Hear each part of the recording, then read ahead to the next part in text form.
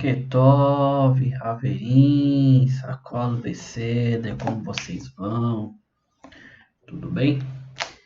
Hoje nós vamos ler aqui a Parashá de Bo. Continuando a nossa leitura aqui, nós vamos para a segunda parte da leitura. Hoje é segunda-feira, dia 15. Para o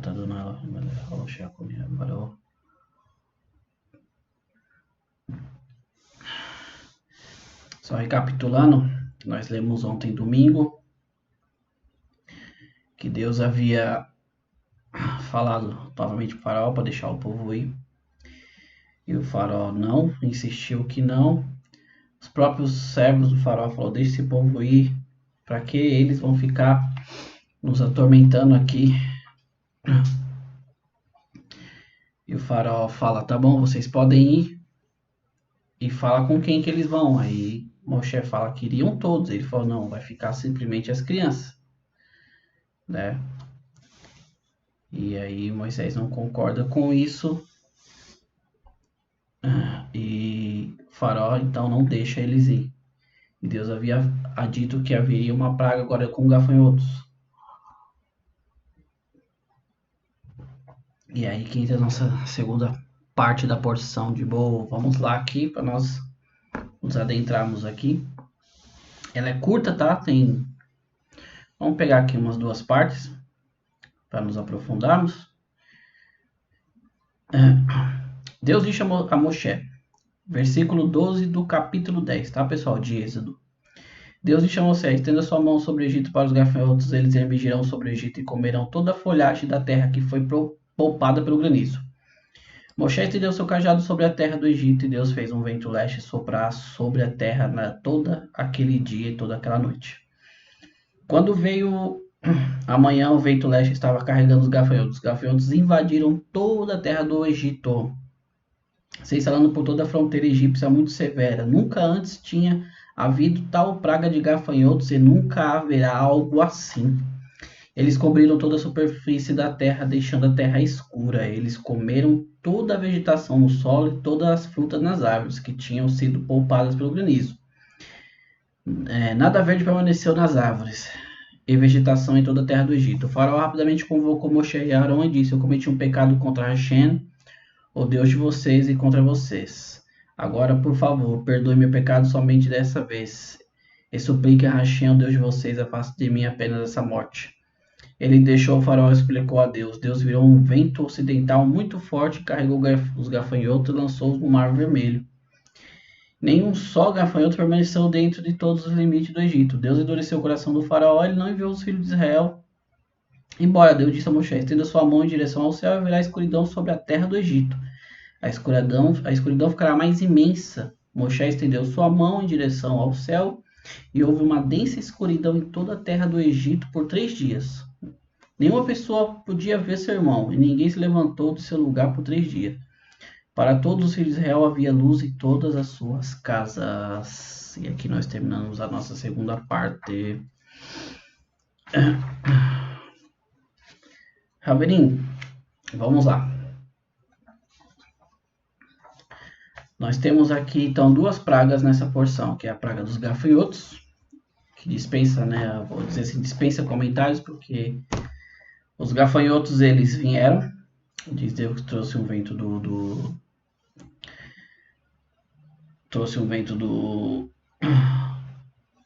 ocidente, né? E fez com que uma praga de gafanhotos visse, de maneira que era tão grande que eles cobriram a face da terra. E Deus disse que trouxe eles para acabar com o restante do que a chuva de granizo tinha deixado, das árvores, da vegetação, né, das colheitas. E diz que o faraó, na hora, se arrepende, fala que cometeu um pecado, né, um hate contra Deus. E Moshe vai lá, fala com Deus e Deus pega e afasta os gafanhotos lançando-os no mar, né, no Mar Vermelho, que na verdade no hebraico chama Suf, né, Yam Suf, não é Mar Vermelho.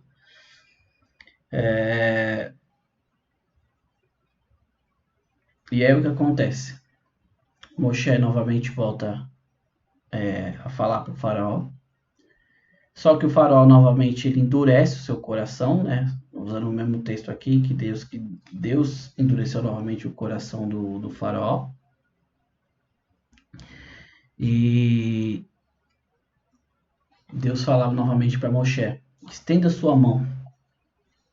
Os comentários de Rashi aqui para essa sessão aqui em relação aos gafanhotos só são comentários, como eu disse, são comentários literais. Então, se ele vai comentar um comentário aqui, ele simplesmente comenta em relação a... Vamos pegar aqui. Yam Suf, né? Que é o versículo 19, que diz que Deus virou um vento ocidental, né? Muito forte, carregou os gafanhotos e lançou no mar. A Irache comenta assim, né? Yam Suf, que é o Mar Vermelho. Eu digo que o Mar Vermelho estava parcialmente a oeste, em frente ao lado sul, e também a leste da terra de Israel. Foi por isso que o vento oeste jogou os gafanhotos no Mar Vermelho, que está ao lado oposto, tá? Então, a maioria dos comentários por Rashi sobre essa praga é simplesmente em relação a isso. É um assunto mais, como que eu posso dizer, ele é mais literal. Então, Rashi ele comenta que o vento ele vem o oposto, vem do oeste, sentido a leste, onde ficava justamente o Mar Vermelho, e lançou, né, aquele mesmo vento pegou e lançou toda aquela nuvem de gafanhotos ao Mar Vermelho, tá?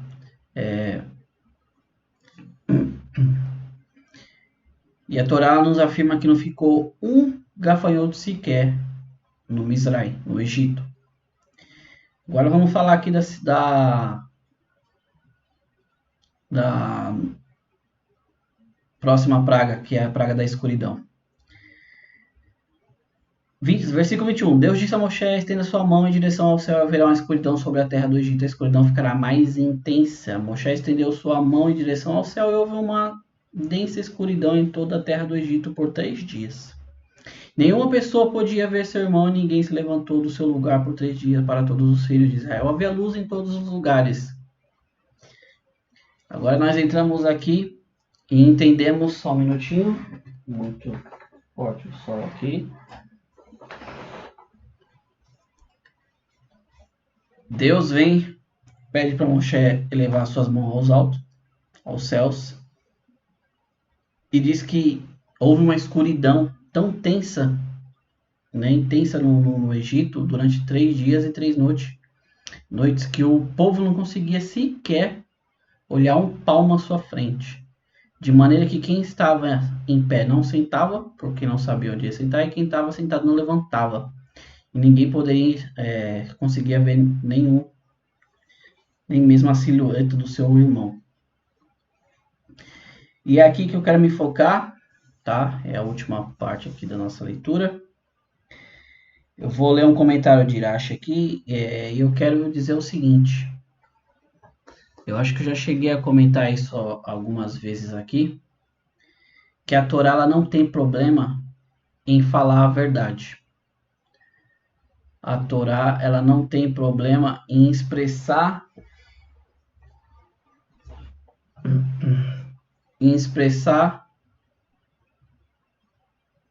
o caráter do ser humano e mostrar quem realmente é o ser humano, tá?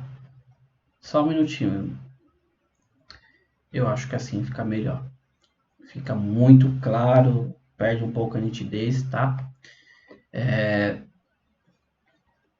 E como eu estava dizendo, a Torá ela não tem problema em expor o ser humano, tá? Não é um livro aqui de um conto de um super-herói, não é um livro de um conto onde uma pessoa ela é sobre-humana, tá? Ela não peca, ela não erra. Nós vemos a história de Abraão, Isaac e Jacó. Estamos vendo a história agora nós vimos a história dos seus filhos, de Jacó. Vimos a história de Yosef. Todos eles cometeram suas falhas, seus erros. Aqui não estamos aqui, a Torá ela não está aqui para ser um livro contando de super-humanos. Não. Ela vem aqui para expor as nossas falhas e expor os nossos erros, fazer com que nós aprendemos dos antigos a como não cair no mesmo erro, nos comportarmos de uma maneira melhor. Diferente de outros livros aí que mostram uma pessoa que não erra, que é falha, e muitas das vezes essa pessoa chega até a ser um semideus na Terra, e não é o caso da Torá. A Torá ela trata de seres humanos, ela trata do ser humano, tá? Então o Urash aqui ele faz um comentário interessante, ele usa o comentário dele, mas ele também pega partes do Midrash sobre a questão da escuridão. Eu vou ler aqui o comentário do versículo 22, que é uma densa escuridão por 3 dias. Rashi ele comenta assim: uma escuridão densa em que não via o outro por 3 dias, seguidos de mais de 3 dias de escuridão, 2 vezes mais intensa, em que ninguém conseguia sequer se levantar do seu lugar. Se estava sentado, era incapaz de ficar de pé. Se estava de pé, era incapaz de ficar sentado, como eu comentei. Porque Deus trouxe essa escuridão. Por que Deus trouxe essa escuridão sobre eles? Vamos lá. Porque havia entre os israelitas, né, naquela geração, pessoas más que não queriam sair do Egito. Essas pessoas morreram durante os 3 dias da escuridão, de modo que os egípcios não vissem a sua desgraça e dissessem: eles, os filhos de Israel, também estão sendo castigados assim como nós. Aqui é o primeiro ponto. Tem 2 interpretações aqui para essa escuridão. Então, Urash ele comenta que a escuridão serviu também para que os egípcios não vissem a morte de alguns israelitas que eram Urashá, que eram ruins. O Midrash ele se aprofunda um pouquinho mais nessa questão, dizendo que a ponto que dentro do próprio povo judeu, do povo de Israel, existiam pessoas que não queriam sair sair do Egito. Nós vamos entender isso também lá na frente nas porções posteriores. Eles não queriam sair do Egito. Eles estavam tão acostumados com aquela situação que eles não acreditavam que eles iriam sair dali. E muitas das vezes, se eles acreditavam que sairiam dali, eles acreditavam que morreriam no deserto. Tá? Então, batia-se aqui a dúvida, né, sobre se eles deveriam ou não sair da ilha. Então, eles preferiam ficar ali. O que Deus fez? No meio da praga da escuridão, Deus pegou também e matou essas pessoas, né? Vamos dizer assim, elas acabaram falecendo ali no Mizraim, tá? Elas acabaram falecendo e os egípcios não as viram, tá?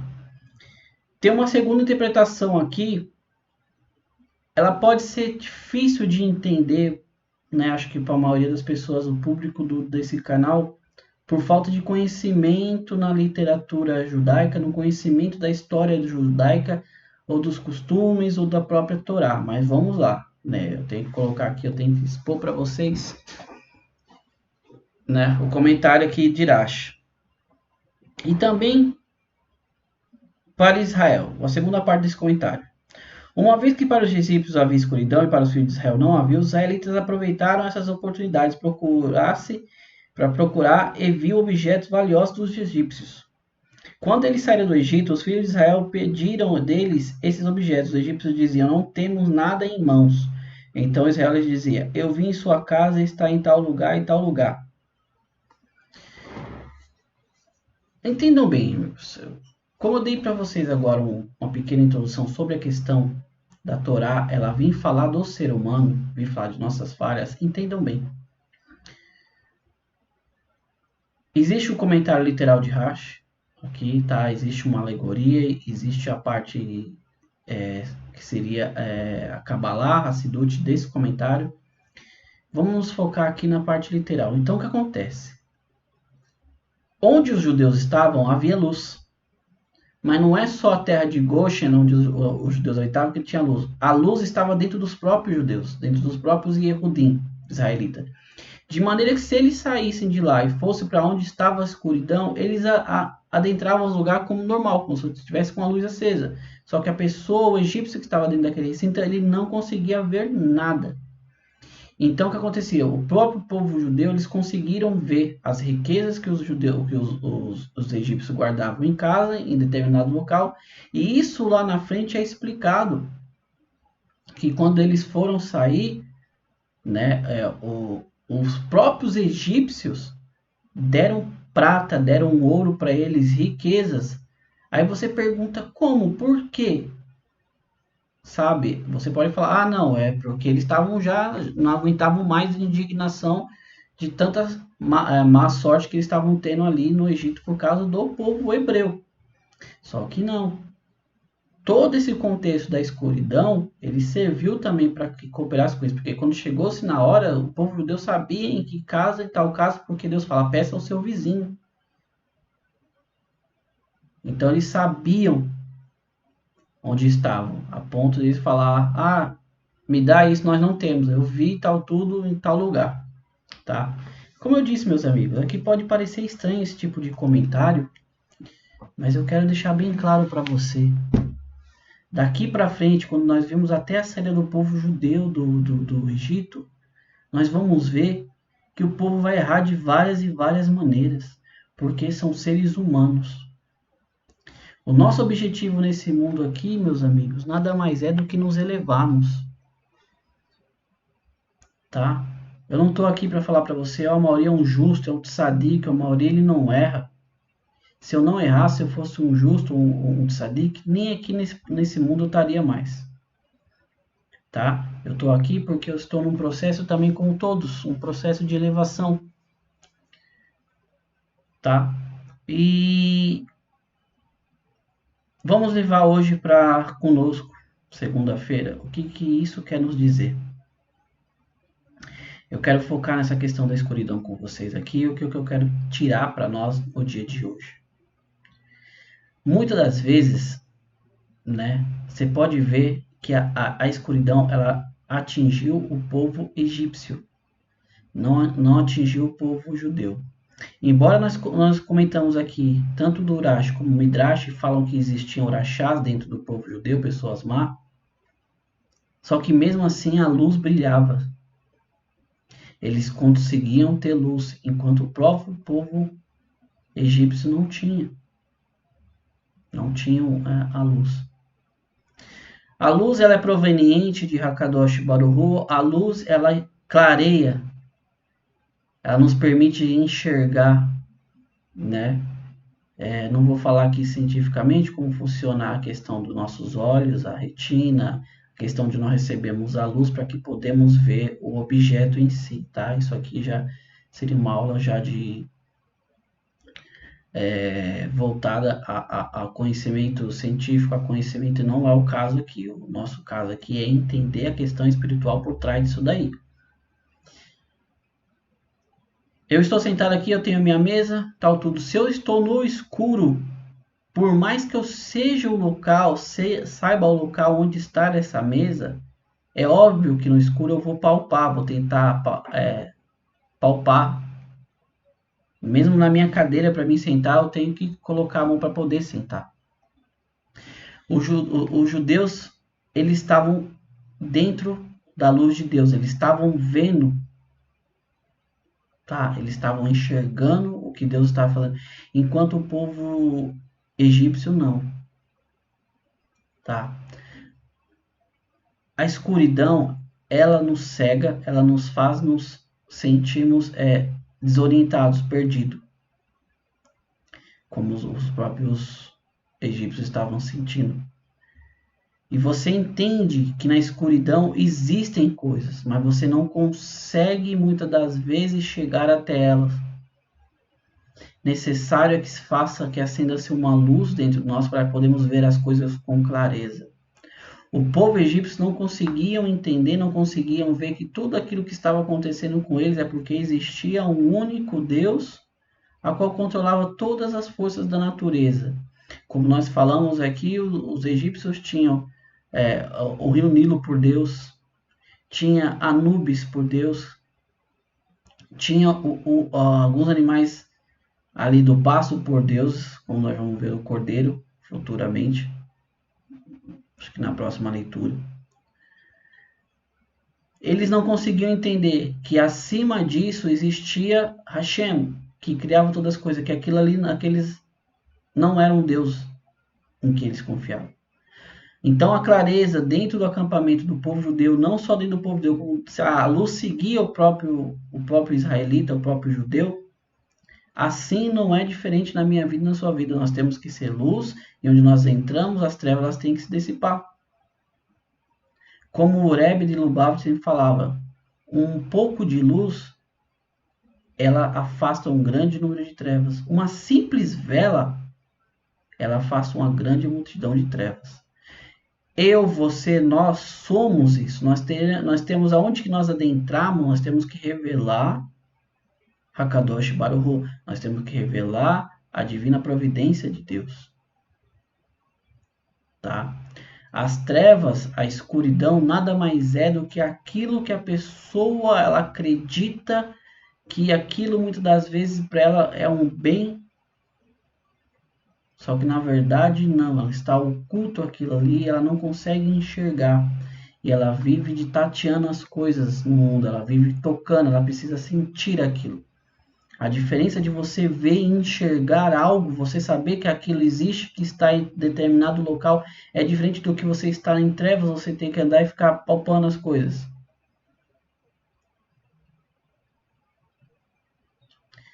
Eu poderia me aprofundar muito mais sobre essa questão aqui, meus amigos, mas eu quero que, novamente, esse vídeo seja oculto, que você possa entender esse processo.